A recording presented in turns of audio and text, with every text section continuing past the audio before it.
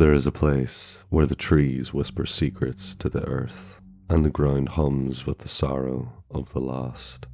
I am the witness, keeper of stories long forgotten. Let me tell you of a grove where even silence bleeds. Deep within the countryside lies a grove that farmers refuse to touch. Though the soil is said to be the richest for miles, the trees stand unnaturally tall and straight, their bark slick as though perpetually wet, their branches twisted in the shapes of outstretched hands. It is a place avoided, not out of superstition, but because too many who entered were never seen again. But curiosity has always been the most dangerous lure.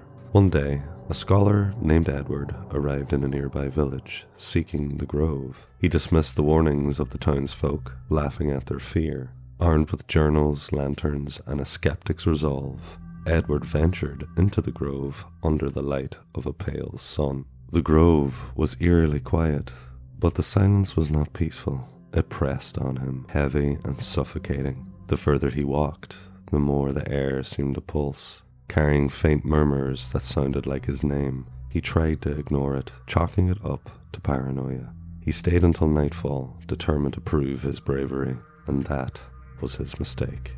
As darkness fell, the whispers grew louder, transforming into a chorus of disjointed voices. They called out to Edward, accusing, pleading, mocking. The lantern dimmed, and shadows moved where no light should reach. The trees seemed to twist and lean, their hand-like branches reaching for him. Edward tried to run, but the grove shifted around him. The path he had marked was gone, replaced by a labyrinth of gnarled roots and clawing shadows. The voices grew louder, overlapping until he could no longer hear his own thoughts. Desperate, Edward stumbled upon a clearing. In its center stood a massive, ancient tree with a hollow trunk.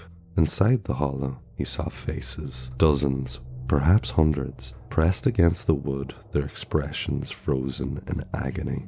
They whispered still, their lips moving soundlessly, and their eyes fixed on him. Edward screamed, but the grove swallowed the sound. No one ever found Edward, though his journals were recovered just outside the grove, pages smeared with dirt and blood. The last entry was scrawled hastily, almost illegible, but I can see it clearly. Do you want to know what it said?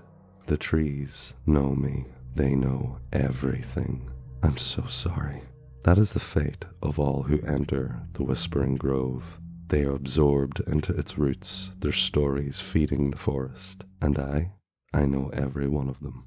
Now Wanderer, tell me, will you heed my warning, or will your story be next?